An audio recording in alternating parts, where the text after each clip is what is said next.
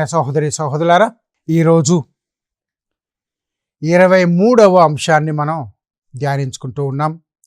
క్రీస్తు సందేశం, హితోపదేశాలు అన్న శీర్షికలు.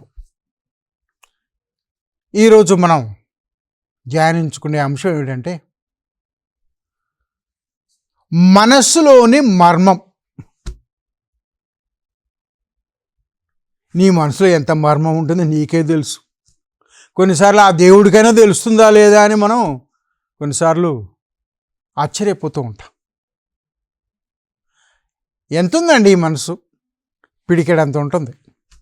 కానీ దానిలో ఉన్న విషయ పరిజ్ఞానం, విషయ విశేషాలు మాత్రం కొండంత ఉంటాయి. ఒక గ్రంథాలయం మొత్తాన్ని నమిలి మింగేసినట్టుగా కొన్నిసార్లు ఉంటుంది ఆ పిడికెడు మనస్సు. 100 సంవత్సరాలు 1000 సంవత్సరాల చరిత్రను అందులో మనం చూడగలుగుతాం, చదవగలుగుతాం. దీని గురించి మనం ఆలోచిస్తే ఆ దేవుని స్తుతించకుండా ఉండలేం. మన శరీరంలో ఆ భగవంతుడు మనకు ప్రసాదించిన ఈ అవయవాలను గురించి మనం ఒకసారి పరిశీలించి చూస్తే, ప్రియమైన సహోదరి సహోదరులారా, అంతటి గొప్ప ఇంజనీరే కానీ, ఒక డాక్టరే కానీ, ఒక పరిశోధకుడే కానీ ఎవరు దానికి సాటిరారు. అంత గొప్ప నిర్మాణాన్ని చేశారు దేవుడు. మరి ఆయన స్తుతించకుండా ఎలా ఉంటామండి? స్తుతించట్లేదు అంటే నీవు ఆ భగవంతుని సృష్టిని బహుశా అర్థం చేసుకోలేదేమో, అర్థం చేసుకోవాలి అన్న ఆశ కూడా కలగలేదేమో.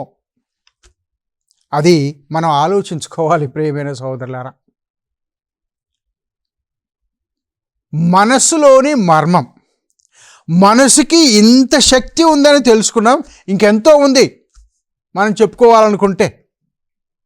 మానసిక శాస్త్రజ్ఞులు ఈ మనస్సు మనిషిని ఎలా మలుస్తుంది అనేది వాళ్ళు కూడా పూర్తిగా చదవలేకపోతున్నారు. ఇప్పుడు చాలామంది కౌన్సిలర్స్ ఇలాంటి వాళ్ళు వస్తున్నారు. ఏదో పుస్తక జ్ఞానంతోటే మనం ఏదో సొల్యూషన్స్, పరిష్కారాలు ఇస్తున్నారే కానీ నిజంగా ఆ మనస్సుని పూర్తిగా అర్థం చేసుకునే వాళ్ళు చాలా తక్కువ. వాళ్ళల్లో క్రీస్తు ప్రభు ఎంత తేడాగా, వ్యత్యాసంగా ఉంటారంటే, వీళ్ళు ఏమో ఆలోచిస్తున్నారో ఆ ప్రభు ముందే పసిగట్టగలిగారు. వీళ్ళంటే ఎవరు? ఆ పరిసయ్యులు, ధర్మశాస్త్ర బోధకులు, సద్దుకయ్యులు, ఆ ప్రజలు, పెద్దలు, ఇంకా చాలామంది ఉన్నారు. మీ మనసులో ఏముందో నేను చూడగలను, ఎందుకు ఆ విధంగా మీరు భావిస్తున్నారు అని వాళ్ళకి ప్రత్యక్షంగానే ఒక సవాలు విసిరారు క్రీస్తు ప్రభు. ఎందుకు? ఆ దేవుడితో సమానంగా ఉన్న క్రీస్తు ప్రభు ఈ మనసును సృష్టించింది వాళ్ళే కదా. కాబట్టి వారికి అర్థం కాకుండా ఎలా ఉంటుంది? అలా ఊహించుకోవడం మన పిచ్చి, మన పొరపాటు అని కూడా మనం చెప్పగలం. కాబట్టి ప్రియమైన సోదరులారా, ఈ మనస్సు సముద్రం కన్నా లోతైందట. అసలు ఎంత లోతుకు వెళ్ళగలదు అంటే, మనం అంటాం కదా, వీడు ఆవులిస్తే పేగు లెక్క పెడతాడు వీడు అన్నట్టుగా అంటాం. అంతటి పరిజ్ఞానం అనేది ఈ మనసులో కేంద్రీకృతమై ఉంటుంది. అయితే దాన్ని ఎలా సానబెడతాం అనేది నీ మీద ఆధారపడుతుంది, ఆ దేవుడిచ్చే వరం మీద ఆధారపడి ఉంటుంది అనేది ప్రియమైన సోదరులారా మనం కాస్త దాన్ని గుర్తించవచ్చు. కాబట్టి పిల్లలకు బాల్యం నుండే ఈ మర్మం తెలియజేస్తాం. ఏమిటి మర్మం? మర్మం అంటే రహస్యం అంటాం. ఇక్కడ ఆ రహస్యం అంటే మనకు తెలియనిది అనేది కాదు. తెలుసుకోవాల్సింది ఎంత ఉందో అంత చెప్పినా అంతకుమించి తెలియదు ఇంకా ఎంతగా ఉన్నప్పుడు అది మర్మం అవుతుంది. సముద్ర నీటిని మనం ఒక చిన్న రంధ్రం తయారు చేసి అందులో పోయాలంటే నీ జీవితాంతం కూడా సరిపోలేదు. మరి అంతటి లోతైన మర్మమైన ఆ మనస్సును దేవుడు మనకు కలుగజేశారు. ఆ మనస్సుని మనం తెలుసుకోవాలంటే జీవితాంతం వెచ్చించినా తెలుసుకోలేకపోతున్నాం. అందుకనే బుద్ధుడు అంటాడు కదా, నీ మనస్సును జయించవయా ముందు, అప్పుడే నీకు నిర్మాణం అనేది వస్తుంది అని అంటాడు. చూడండి ఎన్ని విషయాలు దీని వెనక దాగి ఉన్నాయో. నీ మనసులో ఏముందో చెప్పవయా అంటాం. అయితే వాటిని తెలుసుకోవడానికి కొన్నిసార్లు మన మాటలు ఉపయోగపడతాయి, మన చేతలు ఉపయోగపడతాయి, మన క్రియలు చర్యలు, మన ఊహలు ఇలాంటివన్నీ మనకు తెలియజేస్తాయి. కానీ అవి కొంతవరకే, అంతకు మించి చేయలేవు. ఇలాంటివన్నీ మనం మనసును గురించి ఆలోచించుకున్నప్పుడు ప్రియమైన సోదరులారా, ఈ మనస్సుని ఏం ప్రేరేపిస్తుంది, ఏది ప్రేరేపించాలి అనేది మనకు అడిగితే నిర్గమకాండం 35వ అధ్యాయం 21వ వచనంలో ఎవరి మనస్సు వారిని ప్రేరేపిస్తుంది అని చెప్తాడు. అంటే ఏంటి చూడండి, అందరికీ ఒకే కొలబద్ధత లేదు. నీ మనసు ఒక విధంగా ఆలోచిస్తుంది, మరొకరి మనసు ఇంకొక విధంగా ఆలోచిస్తుంది. అవి కార్యరూపం దాల్చినప్పుడే నీకు తెలుస్తుంది, ఒరే ఈ మనసులో వీడికి ఇది ఉందిరా అని, ఈ ఆలోచన ఉంది అని, ఈ పాడు బుద్ధో మంచి బుద్ధో ఉంది అనేది తెలుస్తుంది. అసలు మనస్సు మన శరీరంలో ఉన్న అనేక భావాలకు, ఆలోచనలకు, సిద్ధాంతాలకు మూలమై ఉంటుంది. కానీ వీటన్నిటినీ ఆ మనసు ప్రేరేపిస్తుంటే మనసును ప్రేరేపించేది దేవుడు. అందుకే నీ మనస్సును అదుపులో పెట్టుకో అని అంటారు. అంటే నీ ఆలోచనని అదుపులో పెట్టుకో, నీ భావాలని అదుపులో పెట్టుకో, నీ ఉద్రేకాలని, రాగద్వేషాలను అదుపులో పెట్టుకుంటే నీవు తప్పనిసరిగా దాన్ని జయించిన వాళ్ళు అవుతావు. ఇలా జయించిన వాళ్ళు చాలా అరుదుగానే ఉంటారు మానవ లోకంలో. సరే, ఆ విషయం అంటే వదిలిపెడితే మనస్సు గ్రహించలేనివి కూడా కొన్ని ఉంటాయి. అందుకే కదా ఈ సృష్టి రహస్యంలో అన్నీ మనకు బోధపడవు. మనం తవ్వుకుంటూ పోతే అనంతంగా ఉంటుంది. ఎన్నో రహస్యాలు, మర్మాలు బయటపడుతూ ఉంటాయి. మనమే ఆశ్చర్యపోతాం. నిజమే, ఇది ప్రతినిత్యం మనం అనుభవించేదే ప్రియమైన సోదరులారా. ఏదో చేయాలని మనం పొద్దున్నే ప్రణాళికలు వేసుకుంటాం, సాయంత్రం పడుకుండే మనం బేరీజ్ వేసుకుంటే అరే ఇది చేయగలనుకున్నాను, లేకపోతే మనం దాన్ని సాధించలేకపోతేమే అని చాలాసార్లు మనం బాధపడిన రోజులు కూడా ఉంటాయి. కాబట్టి మనస్సు అనేది ఏమిటంటే మన జీవితానికి ఒక గమ్యాన్ని ఏర్పరుస్తుంది. దాన్నే మనం మార్కు సువార్తలో 1వ అధ్యాయం 17వ వచనంలో చూస్తాం. నీ జీవిత గమ్యం ఏంటో ఒకసారి ఆలోచించు. సుఖభోగాలు అనుభవించాలి, విలాసవంతమైన జీవితాన్ని జీవించాలి అని మనసులో ఉంటుంది. మరి ఆ తర్వాత ఏమిటి? అందుకే కదా ఒంటి నిండా పుట్టెడు రోగాలు ఈ రోజులో మనకు కనపడుతున్నాయని మనం అందరం చెప్తూ ఉంటాం. కాబట్టి అవి బాహ్యపరమైనవి, పరిమితమైనవి అనేది భావించి అంతకు మించి ఇంకా ఏముందో మనం వెతుక్కుందాం అనేది ఈరోజు మనం తెలుసుకోవాల్సింది ప్రియమైన సోదరులారా. మరి బైబిల్ ఏమంటుంది దీని గురించి? మనస్సును అదుపులో ఉంచుకుంటే వాడు దేవుని దృష్టిలో శ్రేష్ఠుడు అవుతాడు. దాన్నే మనం సామెతల గ్రంథంలో 16వ అధ్యాయం 32వ వచనంలో చూస్తాం. మనస్సును నిబ్రంగా ఉంచుకోవాలి అంట. దానియేలు 5వ అధ్యాయం 10వ వచనం. నీ మనస్సులో ఆ దేవునికి ఇంతైనా చోటు ఇవ్వగలుగుతావా? ఒకసారి ఆలోచించుకో, లేకపోతే దురదృష్టం. రోమీయులకు రాసిన లేఖ 1వ అధ్యాయం 28వ వచనంలో ఉంది. మంచి ఆలోచనలతో వ్యక్తుల జీవితాలే మారిపోతాయి.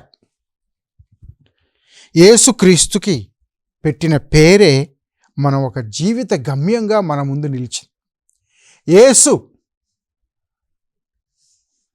రక్షకుడు, అభిషేకింపబడినవాడు, మనతో ఉన్నవాడు అని ఆ పేరులోనే సూచించారు. అవి వారి మనస్సుని నియంత్రించాలి. ఈ లోకాన్ని రక్షించాలి. లోకం అంటే ఏమిటి? మానవ సమాజాన్ని. మనుషులే లోకం. దానికి ఆయన అభిషేకింపబడ్డాడు. ఏమిటి దాని సందేశం? దేవుడు మనతో ఉన్నాడు. ఎందుకు? తన పోలికలో మనం సృష్టించారు కదా అనేది ఆ మనసు మనకు అప్పుడప్పుడు గుర్తు చేస్తూ ఉంటుంది, లేదా నిత్యం గుర్తు చేస్తూనే ఉంటుంది. మనస్సు ధర్మ సూక్ష్మాన్ని దాచుకోగలదు. చాలాసార్లు మనం దాని గురించి ఆలోచించాం. మనం ఏదేదో చేయాలని ఆరాటపడుతూ ఉంటాం, తప్పు లేదు. కానీ అది మంచికా చెడుకా అని తెలియజేసేది ధర్మగుణం. అది మనసులో ఉంటుంది. ఇదిగో ఈ పండును తినవాకు అని దేవుడు ఆదాముకి ఏవమ్మకి చెప్తే, తింటే ఏమవుతుందిలే అని అంటే దాని పర్యవసానం ఏమైందో మనందరికీ తెలుసు. కాబట్టి దాన్ని ఒక కథలాగానే మనం కొట్టిపారేయొద్దు. ప్రతినిత్యం మన జీవితాల్లో జరుగుతున్నదే. ఈ మర్మాన్ని తెలుసుకున్న వాడే నిజంగా మనసును జయించిన వాడవుతాడు అని మనకు బైబిల్ తెలియజేస్తుంది. అందుకే క్రీస్తు ప్రభువు అంటాడు కదా, నీ మనస్సులోనికి వెళ్ళేది నిన్ను అపవిత్రపరచదు, నీ మనసులో ఉన్నది నిన్ను అపవిత్రపరుస్తుంది, మలినపరుస్తుంది, చెడుగా ఆలోచించడానికి, జీవించడానికి ప్రయత్నిస్తుంది. కాబట్టి ఈ అంశాన్ని గురించి మనం కాస్త లోతుకి వెళ్తే, వైద్యులు, వైజ్ఞానికులు, పరిశోధకులు ఎంతగానో తప్పిస్తూ ఉన్నారు. కానీ వాళ్ళ పరిశోధన అంతా ఒక నియంత్రణలోనే ఉంటుంది. వైద్యుడు వైద్య రంగానే ఆలోచిస్తాడు, పారిశ్రామికవేత్త ఆ విధంగానే దానికి తగ్గట్టుగానే ఆలోచిస్తాడు. కానీ నిజమైన దేవుని మనస్సును కలిగిన వాడు పలు కోణాల నుండి ఆలోచిస్తాడు. అప్పుడే ధర్మం అంటే ఏంటో తెలుసుకుంటాడు. అది ఈ మనసు మనకు ప్రసాదిస్తుంది. కాబట్టి దాని గురించి ఇంకాస్త లోతుగా ఆలోచించే ముందు ఒక చిన్న విరామం తీసుకుందాం.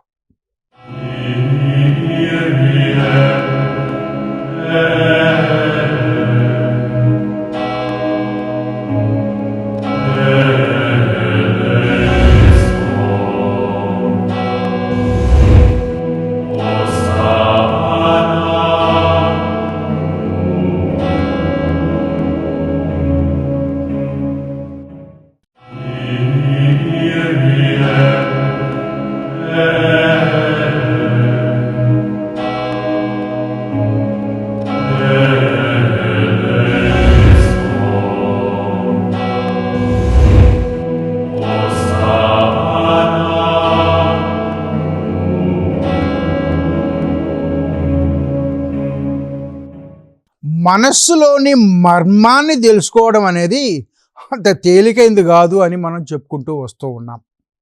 కానీ మనస్సును నియంత్రించుకునేవాడికి అది అసాధ్యమేం కాదు. మన శరీర అవయవాలన్నిటిలో మనల్ని ఎక్కువగా నియంత్రించేది మనస్సే అని కూడా మనం చెప్పుకున్నాం. మరి అలాంటప్పుడు మనసుకు బుద్ధికి ఉన్న చిన్న తేడాను తెలుసుకుందాం. మనస్సు ఆలోచింపచేస్తుంది. మనస్సు మనకు ఒక ప్రణాళికను అందజేస్తుంది. ఒక లక్ష్యాన్ని చేరుకోవాలి అని మనకు ఉపదేశిస్తుంది. ఒక గమ్యానికి మనం దగ్గర అవ్వాలని ప్రేరేపిస్తుంది మనస్సు. మరి ఈ బుద్ధి ఏమిటి? మనస్సు మనల్ని ఏ విధంగా ప్రవర్తించటానికి ఉపయోగపడుతుందో లేదా మనకు దానికి దోహదపడుతుందో అదే మన బుద్ధి. వీడి బుద్ధి మంచిది కాదు అని అంటాం మనం. నిజమే. నీ బుద్ధే మంచిది అయితే ఈ వెధవ పని ఎందుకు చేసి ఉంటావు నువ్వు అని మన పెద్దలు అంటుంటారు, మన ఇంట్లో వాళ్ళే అంటారు. మనసుకి బుద్ధికి ఉన్న తేడా ఇదే. బుద్ధి ఏమిటి? ఆ క్షణంలో ఆ పనిని నువ్వు చేస్తున్నావంటే నీ యొక్క అంతరంగికమైన మనస్సు, ఆలోచనలు, భావాలు ఎలా ఉన్నాయో దాని ప్రకారం జీవించాలి అని లేదా నడుచుకోవాలని ఈ బుద్ధి ప్రేరేపిస్తుంది. కాబట్టి మనస్సు బాగుంటే బుద్ధి బాగుంటుంది. మనస్సే వంకర టెంకరగా ఉంది అంటే, వక్ర బుద్ధితో ఉంది అంటే అలాంటి పాడు పనులే చేస్తూ ఉంటాం. ఎంత కాదనుకున్నా, ఎంత వద్దనుకున్నా మనల్ని అదే ఆ మార్గంలోనే పట్టి పీడిస్తూ ఉంటుంది అనేది అది బుద్ధికి సంబంధించి. కాబట్టి ఈ బుద్ధి అనేది ఏమిటి అంటే నిన్ను ఆ క్షణంలో ఆలోచింపచేసేది లేదా ప్రేరేపింపచేసేది. బుద్ధి మంచి బుద్ధి అయితే మంచి పనులు చేస్తావు, మంచి ఆలోచనలు వస్తాయి, మంచి ప్రణాళికలు వస్తాయి, మంచి భావాలు ఉంటాయి, మంచి సిద్ధాంతాలను నువ్వు అందించగలుగుతావు. కానీ వక్ర బుద్ధి గలవాడు తనకు మించిన తెలివిమంతుడు ఇంకొక లేడు అన్నట్టుగా వాళ్ళు ప్రవర్తిస్తూ అన్నీ అలాంటి చెడ్డ పనులు లేదా వక్ర పనులే చేయడానికి మనల్ని ప్రోత్సహిస్తూ ఉంటారు. ప్రతిరోజు మనం న్యూస్ పేపర్లు ఎన్నెన్నో చదువుతూ ఉంటాం. వాటిలో జరిగే విషయాలను కనుక ఒకసారి పరిశీలిస్తే అది వక్ర బుద్ధితోట మంచి బుద్ధితోట అని తెలిసిపోతుంది. ఇంకొకరు వచ్చి మనకు చెప్పాల్సిన పని లేదు. కాబట్టి మనసుకి బుద్ధికి మధ్య ఉన్న తేడాను మనం గ్రహించుకోవాలి. మనసు ప్రేరేపించేదైతే బుద్ధి ప్రణాళికను రచించేది. అందుకే బుద్ధి మంచిదై ఉండాలి. మరి ఎలా మంచిది అంటే క్రీస్తు ప్రభు మనకు ఎన్నో ఉపదేశాలను అందించారు. ఎన్నో మంచి పలుకులను, సుకృత వాక్యాలను, అష్టభాగ్యాలను మనకు అందించారు. చెడు బుద్ధి ఉన్నవాడు ఎప్పుడు కూడాను తన స్వార్థం కొరకే ఆలోచిస్తూ ఉంటాడు. దాన్ని సాధించుకోవడానికి ఎన్నో మార్గాలను వెతుకుతూ ఉంటాడు. బయటికి మాత్రం నవ్వుతూ చిరునవ్వుతో ఉండి ఉంటాం, కానీ అంతరంగంగా మాత్రం పర్వతాలు పగిలిపోతూ ఉంటాయి. అవి తెలిసిపోతాయి ఎప్పుడో ఒకప్పుడు. కాబట్టి ఏమిటి నీ ఆలోచన సరళి అనేది ఒక్కసారి ఆలోచించుకుంటే మంచిది. ప్రియమైన సోదరులారా, ఈ బుద్ధి అనేది నిన్ను ఊహాలోకానికి తీసుకెళ్తుంది. నిన్ను మించిన వాడు లేడు, నీకన్నా ధనవంతుడు ఇంకొకడు లేడు, నీకన్నా తెలివిమంతుడు ఇంకొకడు లేడు అన్నట్టుగా మనల్ని ఏదో పక్కకు తీసుకెళ్ళి ఎక్కడికో తీసుకెళ్తుంది. ఆ వెనక్కి తిరిగి రావడానికి ఈ మనస్సు నీకు ఒక హెచ్చరికగా పనిచేస్తూ ఉంటుంది. ఎక్కడికి వెళ్తున్నావు, ఏం ఆలోచిస్తున్నావు, ఒకసారి కాస్త వెనక్కి తగ్గు అన్నట్టుగా మనస్సు మనల్ని ప్రేరేపిస్తుంది. ప్రియమైన సోదరులారా, ఈ మనస్సు అనేది మనకు నియంత్రణలో లేకపోతే అది మనల్ని నియంత్రిస్తూ ఉంటుంది. మనస్సు మనల్ని నియంత్రించాలా, మనం మనస్సును నియంత్రించాలా అనేది మనం ప్రతినిత్యం ఆలోచించుకోవాల్సింది. ఇది ఒక్క రోజులో వచ్చేది కాదు, అభ్యాసంతో వస్తూ ఉంది. తల్లిదండ్రుల పెంపకంలో వస్తుంది. ఆ తల్లిదండ్రులకే వక్రబుద్ధులు ఉండి ఏదో ఆలోచనలు వాళ్ళ పిల్లల మనసుల్లో పెడుతూ ఉంటే వాళ్ళు రేపు అదే విధంగా తయారవుతూ ఉంటారు. అందుకే ఒక కోడిగుడ్డుని దొంగతనం చేస్తే తల్లి అరే మంచిది కాదురా అది అని మందలిస్తే వాడు దొంగతనం చేయటం పాపం అనుకుంటా లేదా మంచిది కాదు అనే ఆలోచన వాళ్ళకి వస్తుంది. అరే ఒక కోడిగుడ్డుని తీసుకొచ్చావా, ఇంకోటి తీసుకురాకపోయినావా అని అన్నట్టుగా ఉంటే కొన్నిసార్లు మనమే ఆ బిడ్డలలో చెడుని లేదా చెడు బుద్ధిని మనం పెంపొందింపజేసిన వాళ్ళం అవుతాం. కాబట్టి దానికి మనం కూడా బాధ్యులమే అనేది మనం మర్చిపోవద్దు. ఇక దీన్ని ముగించుకోవాలి అంటే, మనస్సును నియంత్రించుకోవాలి అంటే, మంచి బుద్ధి కావాలి అంటే ఆధ్యాత్మిక శక్తి కావాలి. క్రీస్తు ప్రభువే ఆ సైతాను వచ్చి శోధిస్తూ, ఇదిగో నన్ను ఆరాధించు, నా కాళ్ళ మీద బడు, ఈ రాజ్యమంతా నీకే అప్పచెప్తా, ఈ ప్రపంచమంతా నీ చెప్పు చేతుల్లో ఉండేటట్టు నేను నీకు ఆ అధికారం ఇస్తా అన్నట్టుగా మాట్లాడింది. కానీ ఆ క్రీస్తు ప్రభు ఏమన్నారు, ఇదంతా నీదెలా అవుతుంది, దేవుంది.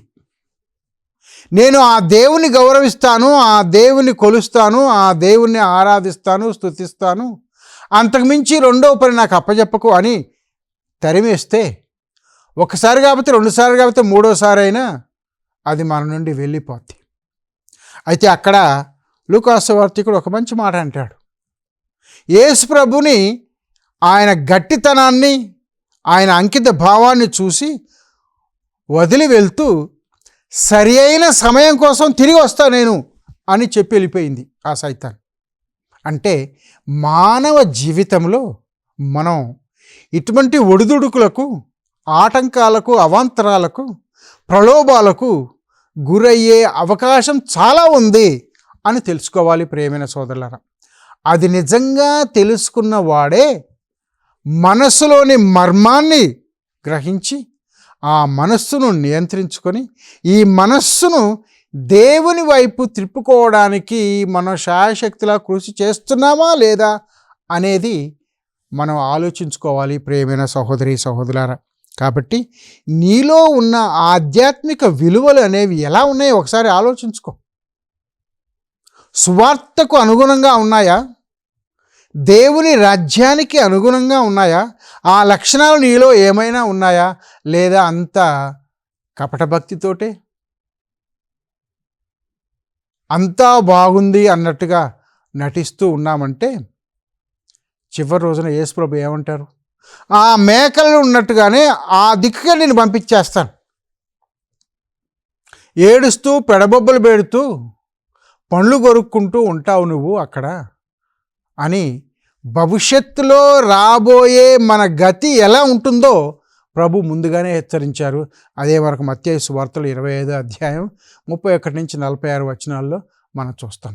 కాబట్టి ప్రియమైన సోదరులారా, ఈ మనస్సును నియంత్రించుకుంటే, ఆ మనస్సు మన నియంత్రణలో ఉంటే మన గమ్యం ఏమిటో లక్ష్యం ఏమిటో తెలుసుకొని ముందుకు వెళ్తాం. తద్వారా దేవుని బిడ్డలుగా మనం జీవిస్తాం. అదే గనుక మనకు లభిస్తే మన జీవితము ధన్యమైనట్టే. దేవుని బిడ్డలుగా తిరిగి పునరుద్ధరింపబడతాం. అదే మనం కోరుకోవాల్సింది. దాని కొరకే మనం ప్రార్థించుకుందాం. అటువంటి వరం మనకివ్వమని ప్రార్థించుకుందాం. ఆమెన్. పితా పుత్ర పవిత్రాత్మ నామమున ఆమెన్. ah, ah, ah.